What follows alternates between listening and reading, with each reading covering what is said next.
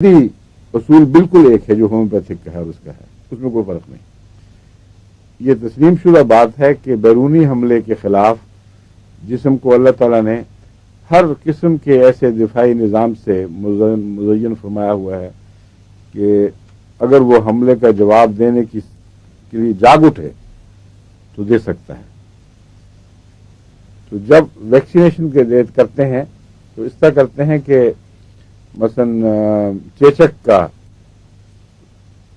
مواد لے لیا جس میں کچھ جراثیم زندہ ہیں، کچھ کسی حالت میں ہوں گے،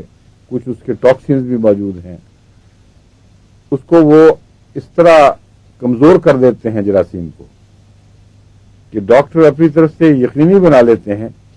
کہ یہ جراثیم جسم پر حملہ کر کے اس پر غالب نہیں آ سکیں گے۔ جب وہ غالب نہیں آ سکیں گے تو کیا ہوگا، کیا فائدہ پھر؟ وہ یہ اندازہ لگاتے ہیں، اور بالکل درست بات ہے کہ جب یہ کمزور ہوں گے اور جسم ان کے خلاف رد عمل دکھائے گا، جب ایک دفعہ کامیاب رد عمل جسم دکھا دے تو یہی جراثیم خواہ کتنے ہی طاقتور ہو کے جسم میں داخل ہوں پھر اس پہ قبضہ نہیں کر سکیں گے۔